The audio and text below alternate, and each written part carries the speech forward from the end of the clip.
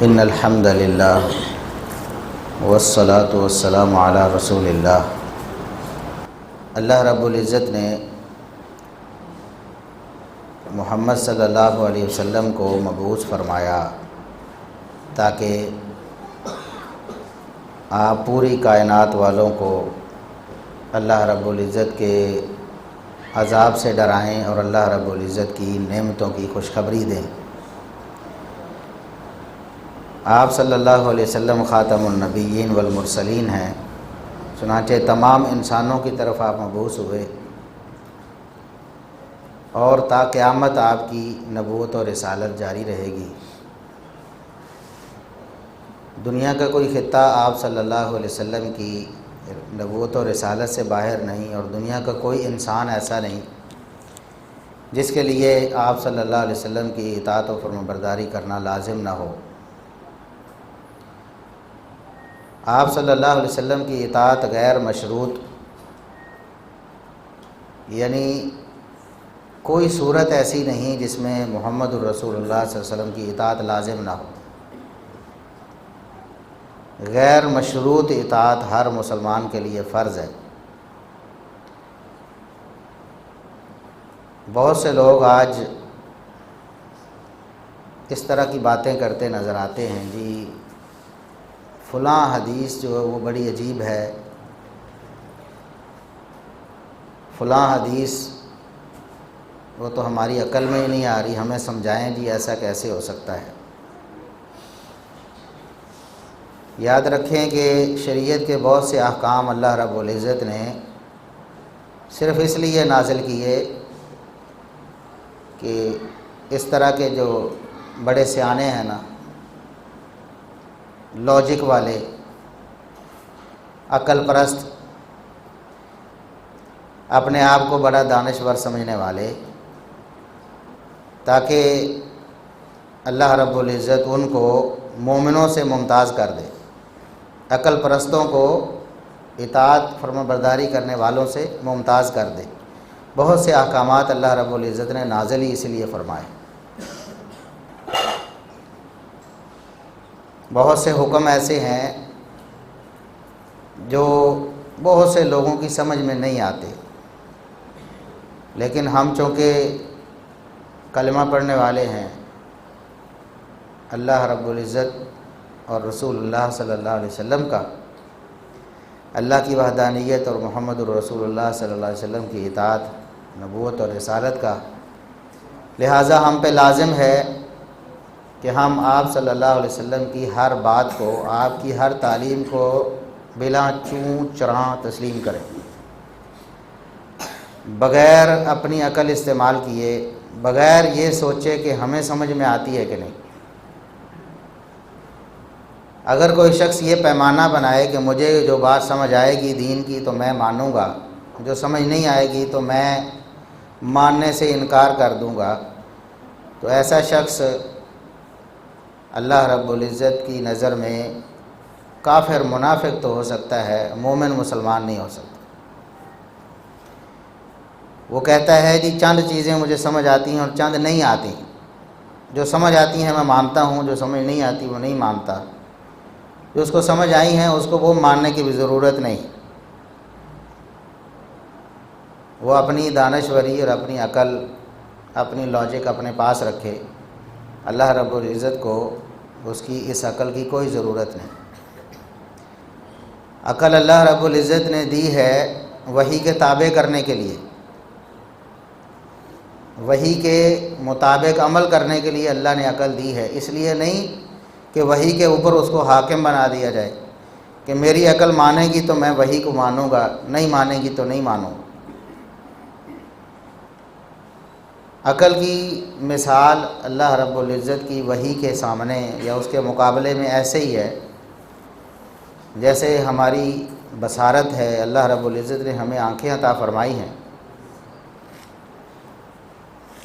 لیکن آنکھیں دیکھتی تب ہیں، ہر آنکھ دیکھ نہیں سکتی چاہے اس کے اندر بینائی موجود بھی ہو، اور ہر وقت آنکھ دیکھ نہیں سکتی۔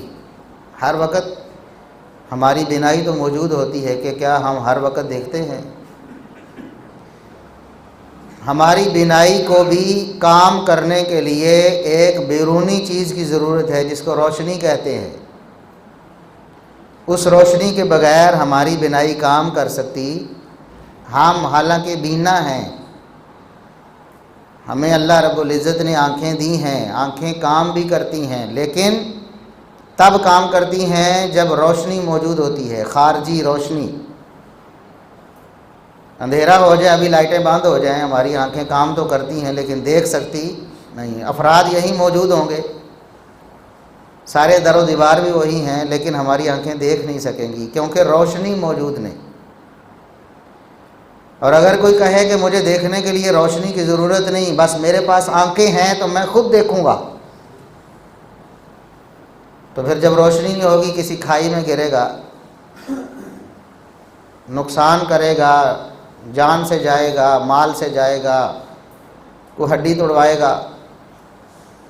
ایسے ہی اگر عقل کو انسان شتر بے مہار کر لے کہ میری عقل میں جو چیز آئے گی میں مانوں گا، مجھے سمجھنے کے لیے کسی چیز کی ضرورت نہیں، میری عقل کسی چیز کے تابع نہیں ہو سکتی، تو پھر وہ گمراہی کی وادیوں میں دھکے کھائے گا، وہ جہنم میں جائے گا، جنت کا راہی نہیں بن سکتا۔ عقل کو استعمال کرنا ہے وحی الہی کی روشنی میں۔ وحی الہی آپ کو جو دکھائے گی آپ نے وہ دیکھنا ہے، جو سجھائے گی آپ نے وہ سوچنا ہے۔ بس یہ ایک مسلمان کا وتیرہ ہونا چاہیے۔ اگر کوئی شخص یہ کہتا ہے کہ جی ہمیں لاجک پیش کرے، ہر بات کی لاجک، نہ تو قرآن کریم کی آیات کی لاجک آپ کو معلوم ہے، نہ معلوم ہو سکتی ہے، نہ رسول اللہ صلی اللہ علیہ وسلم کی احادیث کی تمام کی لاجک معلوم ہو سکتی ہے۔ اللہ رب العزت نے اپنے احکامات میں سے بھی کچھ احکامات کی علت بیان کی، یعنی لاجک بیان کر دی قرآن میں، بس ہم نے سمجھ لی۔ اب جن آیات کی لاجک بیان نہیں ہوئی اور ہماری لاجک کے مطابق وہ ہماری سمجھ میں نہیں آ رہی، تو کیا ہم ان کو ماننے سے انکار کر دیں گے؟ کوئی مسلمان ایسا ہے جو یہ کہے کہ قرآن کی وہ آیت مانوں گا جو میری عقل کے مطابق ہوگی؟ وہ مسلمان کیا، وہ بے ایمان ہے جو کہتا ہے جی میں اللہ کی وہ بات مانوں گا جو میری عقل میں آئے گی۔ تو محمد الرسول اللہ صلی اللہ علیہ وسلم کی جو دینی تعلیمات ہیں، آپ کی دینی رہنمائی ہے، وہ بھی اللہ رب العزت کی وحی سے ہے۔ آپ صلی اللہ علیہ وسلم دینی معاملات میں اپنی خواہش سے نہیں بولتے تھے، وما ینطق عن الہویٰ ان هو الا وحی یوحیٰ۔ اللہ رب العزت نے فرمایا کہ میرے نبی جو ہیں وہ اپنی خواہش سے دینی معاملات میں نہیں بولتے، وہ تب ہی بولتے ہیں، تب ہی بتاتے ہیں جب اللہ رب العزت کی طرف سے وحی ہوتی ہے۔ جو بھی آپ فرمائیں دینی معاملات میں، دینی رہنمائی، وہ اللہ کی وحی سے ہوتی ہے۔ چنانچہ احادیث کو بھی اپنی عقل پر پرکھنا، یہ کہنا کہ فلاں حدیث میری سمجھ میں نہیں آ رہی، مولوی صاحب نے سمجھاؤ تو میں سمجھنا، وہ بالکل ایسا ہی ہے جیسا کوئی کہے کہ قرآن کی فلاں آیت میری سمجھ میں نہیں آ رہی، پہلے سمجھاؤ تا میں منسا۔ ایسا شخص، اس کا دین ایمان سے کوئی لینا دینا نہیں، جو کہتا ہے میری عقل میں آئے کہ نہیں۔ اللہ رب العزت نے قرآن کریم میں تحویل قبلہ کا واقعہ بیان فرمایا۔ قبلہ پہلے بیت المقدس تھا، جب مدینہ منورہ میں رسول اللہ صلی اللہ علیہ وسلم ہجرت کر کے تشریف لے گئے تو 16 یا 17 مہینے بیت المقدس کی طرف رخ کر کے آپ صلی اللہ علیہ وسلم نمازیں پڑھتے رہے، صحابہ بھی نمازیں پڑھتے رہے بیت المقدس کی طرف رخ کر کے۔ 16-17 مہینے بعد اچانک اللہ رب العزت کی طرف سے حکم آ گیا کہ اب قبلہ بیت اللہ ہے، اب قبلہ بیت المقدس نہیں ہے۔ اب کچھ ایسے تھے عقل پرست، دانشور، ہمارے دور میں تو ان کو دانشور کہتے ہیں، عقل پرست، لاجک والے، انہوں نے کہا ما ولاہم عن قبلتہم التی کانوا علیہا، ہمیں اس کی لاجک دیں جی، لاجک دیں، ہمیں سمجھائیں، جس قبلے پہ پہلے تھے اس قبلے سے کیوں ہم نے دوسرے قبلے کی طرف رخ کر لیا؟ اگر یہ قبلہ درست تھا جو اب بتایا گیا تو پہلے قبلے کی طرف کیوں رخ کیا، بیت المقدس کی طرف کیوں رخ کیا؟ ہمیں لاجک دے۔ اب قرآن پڑھ کے دیکھیں، اللہ رب العزت نے ان کا لاجک مانگنا فرمایا، وہاں ذکر فرمایا ہے، لیکن لاجک دینے کا کوئی ذکر اللہ رب العزت نے کوئی لاجک نہیں دی۔ بھئی آپ اللہ رب العزت کو اور رسول اللہ صلی اللہ علیہ وسلم کو کیا سمجھتے ہیں؟ کیا سمجھتے ہیں آپ کوئی اپنے جیسا کوئی انسان سمجھتے ہیں، جس طرح ایک دوسرے سے کہتے ہیں مجھے بات سمجھاؤ تو تب مانوں گا؟ آپ اللہ رب العزت کا اور محمد الرسول اللہ صلی اللہ علیہ وسلم کا کلمہ پڑھنے والے ہو، آپ ان کی اطاعت اور فرما برداری کا حلف دینے والے ہو، آپ کو کیا، آپ کے ذہن میں یہ سوال بھی پیدا نہیں ہونا چاہیے، زبان پہ آنا تو دور کی بات ہے کہ مجھے سمجھاؤ جی تب مانوں گا۔ اللہ رب العزت نے کوئی لاجک نہیں دی، فرمایا جاؤ دفع ہو جاؤ، کوئی لاجک نہیں، بلکہ خود فرمایا اللہ رب العزت نے وما جعلنا القبلۃ التي كنت عليها، جس قبلے پہ آپ پہلے تھے 16-17 مہینے، اللہ رب العزت نے اس قبلے کی طرف رخ کروایا اس لیے تھا تاکہ ماننے والوں اور نہ ماننے والوں میں فرق ہو جائے۔ کیڑا لاجک منگتا ہے؟ کون کہتا ہے کہ مجھے سمجھائیں تب مانوں گا، اور کون سر تسلیم خم کرتا ہے کہ جیسے اللہ اور اس کے رسول نے فرما دیا ہم نے مان۔ منافقوں نے لاجک مانگی، ما ولاہم عن قبلتہم التی کانوا علیہا، اور مومنوں نے کیا کیا؟ نماز کے دوران جماعت ہو رہی ہے، ایک صحابی نے آ کے اعلان کیا کہ میں رسول اللہ صلی اللہ علیہ وسلم کے پاس نماز پڑھ کے آیا ہوں، بیت اللہ کی طرف قبلہ رخ کیا ہم نے، تم بھی کر لو۔ کسی نے نماز بھی پوری نہیں کی کہ ہم نماز پوری کر کے پھر قبلے کی طرف رخ کریں، اگلی نماز پڑھ لیں گے، بلکہ رکوع کی حالت میں انہوں نے اپنا قبلہ تبدیل کر لیا۔ یہ ہیں ماننے والے، اور دوسرے ہیں لاجک مانگنے والے۔ قرآن کریم میں اللہ رب العزت نے جتنے احکامات ارشاد فرمائے ہیں ان میں اکثر ایسے ہیں جن کی لاجک اللہ رب العزت نے بیان نہیں بیان فرمائے۔ محمد الرسول اللہ صلی اللہ علیہ وسلم نے بھی ان کی لاجک بیان نہیں فرمائی۔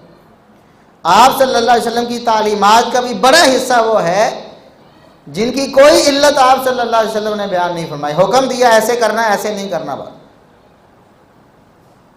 بعد والے لوگ سوچتے رہتے ہیں اس کی یہ علت ہوگی، اس کی یہ علت ہوگی، یہ ان کا خیال ہے، ہو سکتا ہے وہی لاجک ہو سکتا ہے نہ ہو، لیکن ایک مسلمان اور مومن کا کام یہ ہے کہ جب اللہ اور اس کے رسول صلی اللہ علیہ وسلم کی تعلیم سامنے آئے بغیر سوچے سمجھے اس کو مان، سمجھ میں آ جائے تب بھی، نہ سمجھ میں آئے تب بھی سر تسلیم خم کرے۔ یہ ایک مسلمان کا کام۔ محمد الرسول اللہ صلی اللہ علیہ وسلم نے ایک دن صحابہ کرام کی مجلس میں ارشاد فرمایا، یہ صحیح بخاری کی حدیث ہے، فرمایا ایک واقعہ ایسا رونما ہوا پہلے وقتوں میں کہ ایک شخص، اس کے پاس گائے تھی، وہ اس کے اوپر سوار ہو گیا، گائے کی کمر پہ سوار ہو گیا، گائے کے اوپر سوار ہو گیا۔ گائے نے بول کر کہا لم اخلق لہذا، ایسے اس نے پیچھے دیکھا اس کی طرف، اس نے کہا مجھے اللہ نے اس لیے پیدا نہیں کیا، مجھے تو اللہ نے پیدا کیا کھیتی باڑی کرنے کے لیے، ہل چلانے کے لیے، مجھے اللہ نے اپنے اوپر سواری کے لیے پیدا نہیں کیا۔ اگر لاجک والے بھی کچھ تھے وہاں، ادھر ادھر دیکھنے لگے، کچھ نئے نئے مسلمان ہوئے، کئی منافق بھی تھے، مدینہ میں آپ صلی اللہ علیہ وسلم تشریف لائے تو کچھ لوگوں نے کہا کہ کبھی گائے بھی بولی ہے، یہ تو لاجک کے خلاف ہے، ہماری عقل میں نہیں آتا گائے بھی بول سکتی ہے۔ سبحان اللہ، محمد الرسول اللہ صلی اللہ علیہ وسلم نے کوئی لاجک نہیں دی، پھر بھی نہیں دی۔ فرمایا آمنت بہ انا و ابو بکر و عمر، سنو لاجک مانگنے والوں، اللہ نے مجھے وحی کر کے بتایا ہے، میں محمد الرسول اللہ صلی اللہ علیہ وسلم بھی اس کی لاجک مانگتا ہے، میں نے اللہ سے نہیں پوچھا گائے بولتی ہے کہ نہیں بولتی، گائے تو کبھی بولی نہیں، ہم نے نہیں دیکھی، ہم نے نہیں سنا کبھی ایسے ہوا ہو، میں نے یہ نہیں کہا، میں اللہ کی وحی پر ایمان لایا ہوں، ابو بکر و عمر بھی ایمان لائے ہیں، جاؤ تم نے ماننا ہے مانو، نہیں ماننا نہ، کوئی لاجک نہیں۔ پھر آپ صلی اللہ علیہ وسلم نے ارشاد فرمایا، ایک دفعہ ایسا ہوا کہ ایک شخص اپنی بکریاں چروا رہا تھا. بکریاں چرواتے چرواتے اچانک ایک بھیڑیا آ گیا, اس نے ایک بکری پکڑ لی. اب چرواہا جو ہے وہ اس کے پیچھے بھاگ رہا ہے بکری چھڑوانے کے لیے. صحیح بخاری کی حدیث. چرواہا بکری کے پیچھے بھاگ رہا ہے تاکہ بھیڑیے سے بکری کو چھڑوائے. تو بھیڑیا اس کو کہتا ہے کہ آج تو تم چھڑوا رہے ہو بکری, ایک دن ایسا آئے گا جب میرا راج ہوگا, بکریوں کا چرواہا میرے علاوہ کوئی نہیں ہوگا, یعنی بکریاں میرے ہی سپرد ہوں گی, میں جتنی چاہوں گا پھاڑ کھاؤں گا. اس دن تم کیا کرو گے؟ محمد رسول اللہ صلی اللہ علیہ وسلم نے فرمایا آمنت بہ انا و ابو بکر محمد. لوگوں, اللہ کی وحی ہے, ہم نے نہیں دیکھا, کبھی سنا میں نہیں, بھیڑیا بھی کبھی بولا ہے, بھیڑیا بھی کبھی بولا ہے, لیکن میں محمد صلی اللہ علیہ وسلم میں بھی ایمان لاتا ہوں, اس پر ابو بکر و عمر بھی ایمان لاتے. اور سبحان اللہ, ابو بکر و عمر رضی اللہ عنہما کون تھے؟ راوی کہتے ہیں اس دن اس مجلس میں ابو بکر و عمر موجود نہیں تھے. یہ نہیں کہ سامنے بیٹھے ہوں اور اللہ کے رسول صلی اللہ علیہ وسلم نے پوچھ لیا ہو, یا ان کے چہرے دیکھ کے یہ معلوم کر لیا ہو کہ میری بات مان رہے ہیں کہ نہیں مان رہے, اس حدیث کو تسلیم کر رہے ہیں کہ نہیں کر رہے. موجود ہی نہیں تھے. فرمایا میں بھی مانتا ہوں, ابو بکر و عمر بھی مانتے ہیں, میں بھی ایمان لاتا ہوں, اس پر ابو بکر و عمر بھی ایمان لاتے ہیں, کیونکہ محمد رسول اللہ صلی اللہ علیہ وسلم کو پتا تھا کہ ابو بکر و عمر لاجک مانگتے اللہ کی وحی کے مقابلے میں عقل کو بالکل زیرو کر دینا ہے. یہ ہے اصل تسلیم, یہ ہے اصل اطاعت اور فرما برداری. جنت جہنم کے معاملات ہماری عقل میں نہیں, قبر کے معاملات ہماری عقل میں نہیں آنے والے. بھی قبر جو ہے وہ مومن کی قبر فراخ ہو جاتی ہے تا حد نگاہ, کافر کی قبر جو ہے وہ تنگ ہو جاتی ہے, اس کی پسلیاں بھی ایک دوسرے میں دھنس جاتی ہیں. ہماری عقل میں آنے والی؟ کوئی کہے گا کہ مجھے سمجھاؤ پہلے تب مانوں گا. کئی ہیں بدبخت عذاب قبر کے منکر ہیں, ہماری عقل میں نہیں آتا. لے جاؤ اپنی عقل کو. اللہ رب العزت کو ایسی عقل کی کوئی ضرورت نہیں. یہ بیوقوفی ہے, یہ بیوقوفی ہے, عقل نہیں ہے, یہ پاگل پن ہے.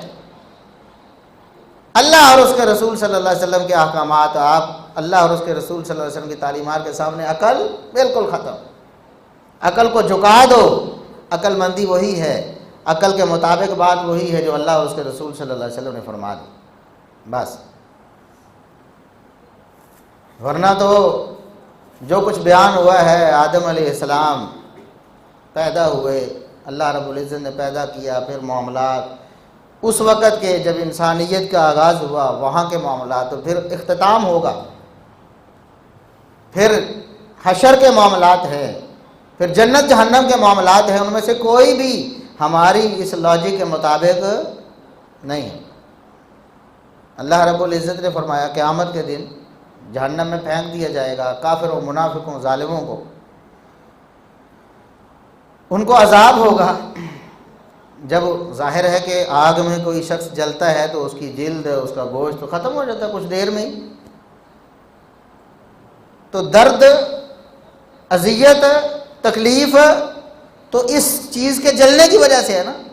جب جسم ہی ختم ہو جائے جل کے, دنیا کی آگ میں کچھ گھنٹے میں انسان جل کے ختم ہو جاتا ہے, تو وہ تو جہنم کی آگ ہے, اس کا کیا عالم ہوگا. جب انسان ختم ہو گیا پھر اذیت تکلیف کہاں سے. تو اللہ رب العزت قرآن میں اللہ رب العزت نے فرمایا کہ بدلناہم جلودا, ہم ان کی جو جلدیں ہیں نا, ان کا جو جسم ہے, گوشت پوست ہے, ہم جب وہ جل جائے گا تو ہم اس کو بدل دیں گے, نیا جسم دے دیں گے, پھر وہ جلے گا, پھر نیا جسم دے دیں گے, پھر جلے گا, پھر نیا جسم دے دیں گے. ان کو مسلسل عذاب ہوتا رہے گا. اب ہماری عقل میں آتی ہے یہ بات, کوئی بندہ جل جائے اس کو پھر نیا جسم ہو جائے اس کا بالکل صحیح سلامت, پھر جل جائے, پھر اس کا جسم ہو جائے, پھر جل جائے, پھر ہو جائے. ہماری عقل میں تو نہیں آتی. ہماری عقل تو محدود ہے, ہماری سمع و بصر محدود ہے. ہم دیکھتے ہیں نا, ہمیں ایسے لگتا ہے کہ تھوڑے دور جا کر زمین و آسمان ایسے مل رہے ہیں. یہ تو ہماری بصارت کا حال ہے. یہ بصارت, ہماری آنکھیں جو ہیں کسی کی آنکھیں 100% بھی کام کر رہی ہوں تب بھی اس کو یہی لگے گا کہ زمین و آسمان آگے جا کے مل رہے. 100% ٹھیک ہے آنکھیں، لیکن آنکھوں کے کام کرنے کی ایک لیمٹ ہے، اس سے آگے وہ کام کر سکتی نہیں. سماعت ایک بندے کی بالکل ٹھیک ہے 100%، لیکن اس کے سننے کی لیمٹ ہے. ایک حد تک ایک فریکوینسی ہے، نہ اس سے نیچے سن سکتا ہے نہ اس سے اوپر سن سکتا ہے. ایک لمٹ ہے مسافت کی کہ اتنی دور سے سن سکتا ہے، اتنی دور اس سے آگے نہیں سن سکتا، حالانکہ اس کی سماعت بالکل ٹھیک. اسی طرح انسان کی عقل بھی ہے، عقل بالکل بھی درست ہو تب بھی بہت سے معاملات کو سمجھ نہیں پاتی. اس کو لگتا ہے کہ ایسے ہے، لیکن حقیقت میں ویسے نہیں ہوتا. جس طرح ہماری آنکھیں دھوکہ کھاتی ہیں، ہمارے کان کام کرنا بند کر جاتے ہیں، اسی طرح ہماری عقل کی بھی لمٹ ہے. ہماری عقل محدود ہے، اور اللہ اور اس کے رسول صلی اللہ علیہ وسلم کے احکامات ان کا دائرہ لامحدود ہے. اس لیے ہم اللہ اور اس کے رسول صلی اللہ علیہ وسلم کے احکامات کو اپنی عقل کے تابع نہیں کر سکتے. ہمیں اپنی عقل کو ان احکامات کے تابع کرنا. لہٰذا قرآن کی کوئی آیت ہو، محمد الرسول اللہ صلی اللہ علیہ وسلم کا کوئی فرمان، آپ کا کوئی عمل، آپ کی کوئی تعلیم، آپ کی سیرت کا کوئی گوشہ ہمارے پاس پہنچا ہے، اللہ کے رسول صلی اللہ علیہ وسلم سے ثابت ہے، اس کے بعد پھر ہم نے یہ نہیں دیکھنا ہماری عقل میں آتا ہے کہ نہیں آتا. پھر یہ نہیں کہنا ہمیں سمجھاؤ جی، جب تک سمجھ نہیں آئے گا تو ہم کیسے مانیں گے. ہمارا کام سمعنا واطعنا، جب اللہ اور اس کے رسول صلی اللہ علیہ وسلم کا حکم آ جائے سنیں اس کو غور سے اور اس کی اطاعت و فرمانبرداری کریں، بس. اور کوئی دوسرا کام نہیں کرنا. لاجک نہیں مانگنی اللہ اور اس کے رسول صلی اللہ علیہ وسلم سے، بالکل بھی نہیں مانگ. مولوی کے لوگ تو بالکل نہیں مانگنی. اللہ اور اس کے رسول صلی اللہ علیہ وسلم نے جب بتائی نہیں، مولوی بیچارہ کتوں دے گا تو تکلف کرے گا، خود سوچے گا کہ ہو سکتا ہے ایسا ہو، اور اس میں بھی احتمال ہو سکتا ہے اس کی بات درست ہو سکتا ہے اس کی سوچ غلط ہو. پھر اس لیے کتاب و سنت کی غیر مشروط اطاعت، اللہ اور اس کے رسول صلی اللہ علیہ وسلم کی غیر مشروط اطاعت ایک مسلمان، ایک مومن اس کے لیے لازم ہے. بس سنیں، اس پر عمل کرے بس، اور کوئی اعتراض، کوئی اشکال پیش کرنا نہیں، نہ قرآن کی آیت پہ نہ رسول اللہ صلی اللہ علیہ وسلم کی حدیث پہ. بالکل کوئی اشکال پیش کرنے کی کسی مسلمان کو کوئی اجازت نہیں. یہ ایک مسلمان کا کام. اس سے اگلی بات یہ ہے کہ ہماری سمجھ میں بہت سی باتیں نہیں آتی. قرآن کریم کی کئی آیات ایسی ہوں گی آپ پڑھیں گے تو ہو سکتا ہے آپ کی سمجھ میں نہ آئے، آپ سمجھنے کی کوشش کریں تب بھی نہ آئے، کوئی آپ کو سمجھانے کی کوشش کرے ہو سکتا ہے تب بھی نہ سمجھے. لیکن آپ نے اس کو مان لینا ہے، آپ نے کہنا ہے بس میں اس پر ایمان رکھتا ہوں، مجھے سمجھ نہیں آئی تب بھی میرا ایمان. لیکن یہ بات یاد رکھیں کہ کتاب و سنت کو سمجھا جا چکا ہے. ایسا نہیں کہ کتاب و سنت سمجھ میں نہ آنے والی چیز ہے. اللہ رب العزت کا فرمان، اللہ رب العزت کی جو مراد ہے، اللہ رب العزت جو فرمانا چاہتا ہے، محمد الرسول اللہ صلی اللہ علیہ وسلم کو بخوبی پتہ تھا، اور آپ صلی اللہ علیہ وسلم نے اپنے صحابہ کو بتا دیا. کتاب و سنت کو سمجھا جا چکا ہے. یہ بات نہیں کہ اب ہمیں سمجھ نہیں آ رہی، مجھے یا آپ کو سمجھ نہیں آ رہی تو اس کا مطلب یہ ہے کہ وہ کوئی ایسی بات ہے جس کا کوئی معنی مفہوم نہیں. کتاب و سنت کا جو بھی معنی مفہوم ہے، اللہ رب العزت نے جس طرح قرآن کے الفاظ محفوظ رکھے ہیں، اسی طرح معنی مفہوم اور اس کی تفسیر بھی محفوظ ہے.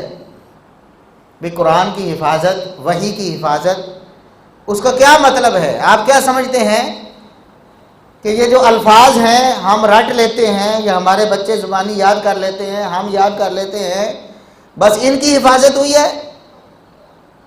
معنی مفہوم جدھر کو جس کا دل چاہے لے جائے. یہ آپ کو پتہ ہے نا، ایک لفظ کے کئی کہ ہمارے اردو میں ایک لفظ کے کتنے معنی ہوتے ہیں کہ نہیں؟ اور بسا کار کسی کو غلط فہمی بھی ہو جاتی ہے سن کر، وہ بعد میں کہتا ہے یار میرا مطلب یہ نہیں تھا. ایسے ہوتا ہے کہ نہیں؟ ایک لفظ کے کئی معنی ہماری اردو، ہماری پنجابی میں، انگلش میں ہوتے ہیں، عربی میں بھی ایک لفظ کے کئی معنی ہیں. تو قرآن کریم کی کسی آیت کو سمجھنے کے لیے کیا ہر شخص کو اجازت ہے کہ جس طرح مرضی جدھر مرضی کھینچ کے لے جائے؟ وہ کہے کہ جی مجھے یہ سمجھ آتی ہے لہٰذا میں تو یہ سمجھتا ہوں، اسے یہ سمجھ آتی ہے، وہ یہ سمجھتا ہے۔ بھئی اللہ رب العزت کا فرمان ایک ہے، اس کی مراد بھی ایک ہے، اس کی مراد بھی اللہ نے ایک حکم دیا کہ یہ کرو، ایک ہی مراد ہوگی نا۔ اللہ رب العزت کیا آپ سے کروانا چاہتا ہے؟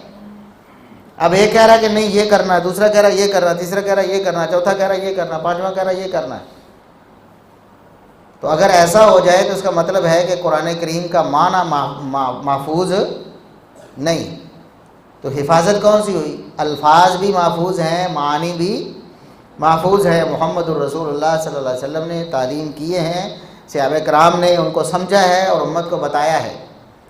لہٰذا کسی کو اجازت نہیں کہ من مانا کوئی مانا کرتا رہے، کوئی اٹھے اور قرآن کی تفسیر کے نام پہ تحریف کرتا رہے، قرآن کی تفسیر کے نام پہ تحریف کرتا رہے۔ کتنا ٹائم؟ جی، کچھ لوگوں نے یہ کام بھی کیا ہے کہ قرآن کریم کی تفسیر کے نام پہ مانوی تحریف کی۔ دیکھیں، ایک معنی وہ ہے جو محمد صلی اللہ علیہ وسلم نے بتایا ہے قرآن کا، بلکہ اپنے فرامین کے معنی بھی آپ صلی اللہ علیہ وسلم بتاتے تھے، صحابہ پوچھ لیتے تھے، جس طرح قرآن کی آیات کی تفسیر پوچھتے تھے، آپ صلی اللہ علیہ وسلم کے فرامین کے الفاظ کی تفسیر بھی پوچھتے تھے۔ اللہ کے رسول صلی اللہ علیہ وسلم نے فرمایا، صحیح بخاری کی حدیث ہے، قیامت کے قریب فلاں کام زیادہ ہو جائے گا، جہالت زیادہ ہو جائے گی، علم کم ہو جائے گا، فلاں ہو جائے گا، فلاں حرج زیادہ ہو جائے گا۔ آپ نے فرمایا حرج بھی زیادہ ہو جائے گا۔ صحابہ نے پوچھا، اللہ کے رسول حرج کیا ہے؟ تو آپ صلی اللہ علیہ وسلم نے فرمایا حرج سے مراد قتل ہے، قتل بھی زیادہ ہو جائے گا۔ بعض لوگ قتل ہوتے رہیں گے، قتل زیادہ ہو جائیں گے قیامت کے قریب، یہ قیامت کی نشانی۔ تو اللہ کے رسول صلی اللہ علیہ وسلم نے فرمایا حرج زیادہ ہو جائے گا۔ صحابہ نے پوچھا، اللہ کے رسول حرج کیا ہے؟ آپ صلی اللہ علیہ وسلم نے بتایا حرج یہ ہے۔ تو قرآن کی آیات کی تفسیر بھی محمد صلی اللہ علیہ وسلم صحابہ کو بتاتے تھے، اور اپنے فرامین کی تفسیر بھی جب ضرورت ہوتی صحابہ پوچھتے تو آپ صلی اللہ علیہ وسلم بتاتے تھے۔ ہمیں اسی کے تابع ہونا ہے۔ وہی بات ہے کہ عقل کو سپیریئر نہیں کرنا، وہی کے تابع رکھنا ہے۔ اب محمد صلی اللہ علیہ وسلم فرمائیں کہ قرآن کی آیت کا یہ مطلب ہے، ایک بندہ تفسیر لکھے، لوگ اس کو مفسر کہیں، مفسر قرآن ہے، اس کو دانشور کہیں، اس کو مفکر کہیں، لیکن وہ کیا کرے؟ قرآن کی تفسیر محمد صلی اللہ علیہ وسلم کے فرمان کو چھوڑ کر ریجیکٹ کر کے اپنی عقل سے کرے۔ بتائیں وہ قرآن کی تفسیر ہے یا تحریف ہے؟ ایک مثال دیتا ہوں، بات ختم کرتا ہوں، ٹائم تقریباً ہمارا آدھا گھنٹہ کا مکمل ہونے والا ہے۔ سورہ حج کے آغاز میں اللہ رب العزت نے قیامت کے احوال کو بیان کیا، قیامت کی ہولناکی کیا ہوگی۔ اللہ رب العزت نے فرمایا کہ اس دن جو اتنی زیادہ پریشانی ہوگی، گھبراہٹ ہوگی کہ حمل والیاں اپنے حمل ضائع کر دیں۔ تذہل کل مرضعۃ عما ارضعت، دودھ پلانے والی جو ہیں وہ اپنے دودھ پیتے بچوں کو پھینک دیں۔ اتنا خطرناک دن، اتنی ہولناکی پریشانی، یعنی ماں اور بچے کا جو رشتہ ہے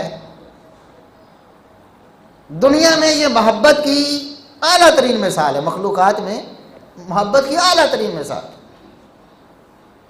لیکن ماں جیسی ہستی بھی اس پریشانی میں اپنے بچے کو، دودھ پیتے بچے کو ایسے پھینک دے اپنے آپ کو بچانے کے لیے۔ اتنی ہولناکی قیامت۔ اب یہ واقعہ کب ہوگا؟ بھی قیامت تو پہلا سور پھونکا جائے گا، ایک سور پھونکا جائے گا تو اس کے بعد لوگوں میں افراتفری پڑ جائے گی۔ دنیا میں لوگ اپنی دکانوں پہ، اپنے کاموں میں، اپنے کاروبار میں، اپنی کھیتی باڑی میں مشغول ہوں گے، مصروف ہوں گے۔ اچانک ایک تیز آواز آئے گی، سور پھونکا جائے گا، افراتفری مچ جائے گی، کسی کو کوئی سمجھ نہیں آ رہی، کوئی ہر بندہ چھوڑ چھاڑ کے بھاگ رہا ہے، اتنی سخت آواز ہے، حالات اتنے سخت ہو گئے، کسی کو کچھ سب کچھ چھوڑ کے بھاگ افراتفری مچ گئی۔ ایک تو یہ صورت ہے. دوبارہ سور پھونکا جائے گا، لوگ اس افراتفری میں مر جائیں گے، ظاہر ہے ختم ہو جائیں گے، کائنات درم برہم ہو جائے گی. دوبارہ سور پھونکا جائے گا تو سارے جو مردے ہیں، جو ابھی مرے ہیں وہ بھی، اور جو پہلے مرے ہوئے تھے سارے کے سارے قبروں سے کھڑے ہو جائیں، قبروں سے اٹھ جائیں. صحیح بخاری کی حدیث ہے، اللہ کے رسول صلی اللہ علیہ وسلم نے فرمایا، محمد صلی اللہ علیہ وسلم نے فرمایا، یہ جو عورتوں کا اپنے بچے پھینکنے کا عمل ہے، دودھ پیتے بچے کو یوں پھینک دیں گی، یہ کام تب ہوگا جب لوگ قبروں سے اٹھیں گے، جب لوگ قبروں سے اٹھیں گے. حشر کے میدان میں جانے کے لیے لوگ جمع ہو رہے ہوں گے، بہت ہولناکی ہوگی، عورتیں اپنے بچوں کو پھینک دیں اور حاملہ عورتیں اپنے حمل گرا دیں گی، ان کے حمل گر جائیں گے پریشانی کی وجہ سے. اب دیکھیں عقل کو استعمال کرنا. ایک وہ لوگ ہیں جو آمنا و صدقنا، محمد صلی اللہ علیہ وسلم نے فرمایا کہ جب قبروں سے لوگ اٹھیں گے نا، مر کر جی اٹھیں گے، اس وقت حاملہ عورتیں اپنے حمل گرا دیں گی، بچے دودھ پیتوں کو ان کو پھینک دیں گی. اور ایک عقل پرست ہے، وہ کہتے ہیں کہ محمد صلی اللہ علیہ وسلم نے یہ فرمایا ہے، یہ کیسے ہو سکتا ہے؟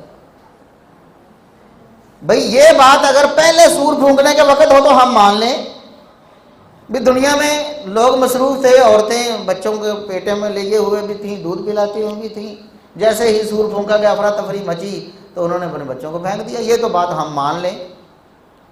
لیکن حدیث میں یہ آیا ہے کہ یہ واقعہ تو ہونا ہے اس وقت جب لوگ مر چکے ہوں گے، مرنے کے بعد دوبارہ اٹھیں گے. کتنا عرصہ ہے یہ اللہ جانتا ہے کہ درمیان میں کتنا وقفہ ہونا.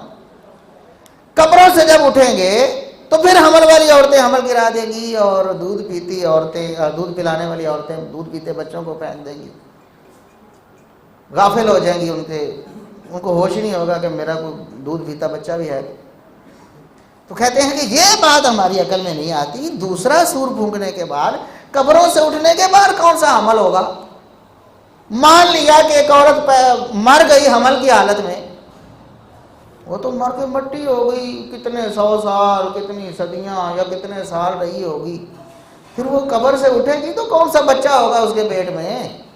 یہ ہماری عقل میں یہ بات آتی نہیں. اس نے کہا، وہ مفسر ہے، ہون آودیوں کی تفسیریں چیک کر لو جا کے، سورہ حج پہلی آیات تفسیر چیک کر لو تو پتہ لگ جائے گا کون ہے ماننے والا، کون ہے عقل پرست، کون ہے اپنی عقل کو اللہ اور اس کے رسول صلی اللہ علیہ وسلم سے آگے کرنے والا، اور کون ہے اپنی عقل کو تابع کرنے والا. اپنی تفسیریں ضرور چیک کرے تاکہ تمہیں پتہ چلے ماننے والا کون. اللہ فرماتا ہے جس طرح تحویل قبلہ کا معاملہ ہم نے اس لیے کیا تاکہ پتہ چلے کہ کون نبی کی ماننے والا ہے اور کون اپنی عقل دوڑانے والا. نام نہیں بتاؤں گا تفسیر کا، آپ نے دیکھنا ضرور. سورہ حج کی 5 منٹ لگیں گے، آپ کو پتہ چل جائے گا. تو محمد صلی اللہ علیہ وسلم نے فرمایا کہ مرنے کے بعد، جی اٹھنے کے بعد یہ واقعہ ہوگا کہ عورتیں اپنے حمل گرا دیں گی اور دودھ پیتے بچوں سے غافل ہو جائیں گی، پھینک دیں گی ان بچوں کو. ہم نے مان لیا. مومنوں کا کام ماننا ہے، ٹھیک ہے. مومنوں کا کام کیا ہے؟ ماننا، تسلیم کرنا. اور منافقوں کا کام یا عقل پرستوں کا کام، کافروں کا کام ہے کہ لاجک مانگنا کہ یہ کیسے ہوگا جی، ہمیں تو سمجھ نہیں آ رہا. تو ایک مفکر صاحب نے، جو مفسر بنے ہوئے تھے، لوگ ان کو مفسر کہتے ہیں، بڑی تفسیر چلتی ہے جی، بڑی مشہور ہے، گھر گھر میں پڑھی ہوگی، کئی مسجدوں میں پڑھی دیکھی ہے ہم نے. انہوں نے کہا کہ ایک صحیح حدیث میں ہے، بخاری کا نام لیتے تو پتہ چل، ہر بندے کو پتہ تھے، لوگ تو پیچھے پڑ جاتے بھی، بخاری کا انکار کر رہے. اصح الکتب بعد کتاب اللہ، سب کو پتہ ہے نا، کتاب اللہ کے بعد سب سے صحیح ترین کتاب صحیح بخاری. اس لیے دھاندلی کرتے ہوئے صحیح بخاری کا نام نہیں لیا.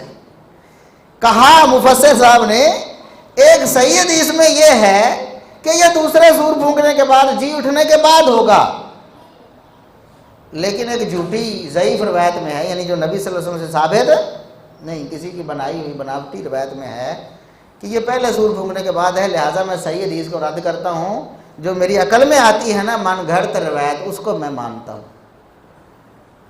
کہا کیا کہ دوسرا وزور پھونکنے کے بعد قبر سے جی اٹھنے کے بعد کون سا حمل ہوگا، کون سا دودھ ہوگا جو کوئی پلا رہی ہوگی؟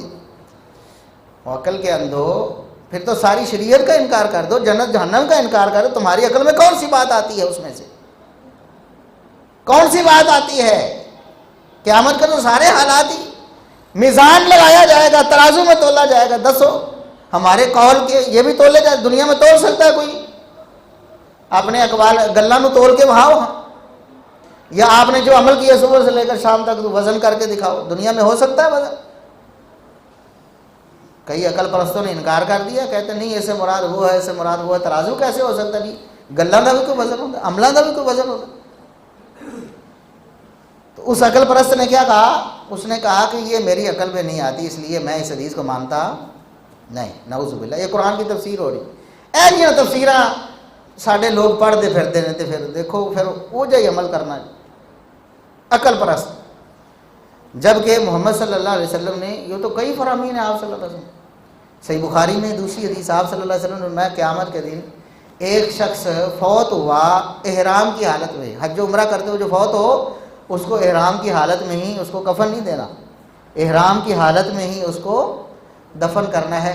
قیامت کا دن ہوگا، تلبیہ کہتا ہوا کھڑا ہوگا، لبیک اللہم لبیک۔ کتنی صدیاں گزر گئی، سینکڑوں ہزاروں سال گزر گئے، ایک بندہ فوت ہوا، بتاؤ قبر میں اس کا جسم مٹی سے مٹی ہو گیا، اٹھ کے کیڑا تلبیہ پڑھتا؟ کیسے پڑھے گا تلبیہ؟ جو اللہ قادر ہے اس کی زبان پہ اتنی صدیوں بعد تلبیہ لانے پہ، وہ اللہ کسی حاملہ عورت کے پیٹ میں بچہ قبر سے اٹھنے کے بعد رکھنے پہ قادر نہیں؟ ہمارے نبی محمد صلی اللہ علیہ وسلم نے فرمایا ایک شہید ہے دنیا میں گردن کٹا کے گیا ہے، جان دے کے، خون دے کے اللہ رب العزت کے دربار میں شہادت کی موت مرا ہے، قیامت کا دن ایسا ہو اسے غسل نہیں دینا، تم نے غسل نہیں دینا، اسی خون میں لت پت اس کو دفن کر دو، شہید مارکہ کو۔ فرمایا قیامت کے دن ہوگا، ہزاروں سال بعد، صدیوں بعد قبر سے اٹھے گا، وہ خون اسی طرح اس کے جسم سے بہہ رہا ہوگا جس طرح وہ شہید ہوا تھا۔ بتاؤ عقل پرستو، اس کا بھی انکار کر دو، محمد صلی اللہ علیہ وسلم کی نبوت کا تم نے انکار کر دیا، ظالمو۔ عقل کہتے ہو ہماری عقل میں نہیں آتی، بتاؤ تمہاری کون سی لاجک کے مطابق اتنی صدیوں بعد اس کا خون بھی تازہ بتازہ؟ اللہ کے رسول صلی اللہ علیہ وسلم فرماتے ہیں یہ نہیں کہ کوئی ویسے کوئی اس وقت کوئی خون لگ جائے گا یا اللہ رب العزت کوئی نیا خون لگا دیں، فرمایا اس کا رنگ بھی وہی خون جو کیا دنیا میں بہا کے گیا، وہی خون وہی ہوگا، لیکن خوشبو اللہ رب العزت کستوری کی کر دے۔ اس لیے یاد رکھنا، کتاب و سنت کا معنی مفہوم اللہ کے رسول صلی اللہ علیہ وسلم نے جو بتا دیا، صحابہ کو جو سمجھا دیا، ہم نے اس سے آگے بڑھنا نہیں، وہی سمجھنا ہے۔ اللہ کے رسول صلی اللہ علیہ وسلم نے جو فرما دیا غیر مشروط طور پر اسے قبول کرنا ہے، یہ ہے دین ایمان۔ اس کے علاوہ اس کو منافقت کہیں، اس کو کفر کہیں، جو مرضی کہہ دیں، اسلام نہیں ہو سکتا، دین نہیں ہو سکتا۔ ایسی تفسیر کو اب تحریف کہیں، جو مرضی کہیں، قرآن کی تفسیر نہیں ہو سکتی۔ یاد رکھنا سورہ حج 17ویں پارے میں ہے سورہ حج، جا کے ضرور اس کی پہلی آیت کی تفسیر آپ نے پڑھنی ہے، جس تفسیر میں یہ لکھا ہو نا کہ یہ حدیث جو صحیح ہے، صحیح بخاری کی حدیث جو میں نے سنائی، یہ مجھے صحیح نہیں لگتی، یہ میری عقل میں نہیں آتی، وہ بات میری عقل میں آتی کہ پہلا سور پھونکنے کے بعد ایسا ہوگا، اس تفسیر کو سائڈ پہ رکھ دو، انہوں پھر پڑھنا نہیں، کیونکہ وہ تحریف ہے، تفسیر نہیں ہے۔ اللہ رب العزت سے دعا ہے کہ اللہ رب العزت ہمیں اللہ اور اس کے رسول صلی اللہ علیہ وسلم کے احکامات پر بغیر سوچے سمجھے عمل کرنے کی، ایمان لانے کی توفیق عطا فرمائے۔ سبحان ربک رب العزت عما یصفون وسلام علی المرسلین والحمد للہ رب العالمین۔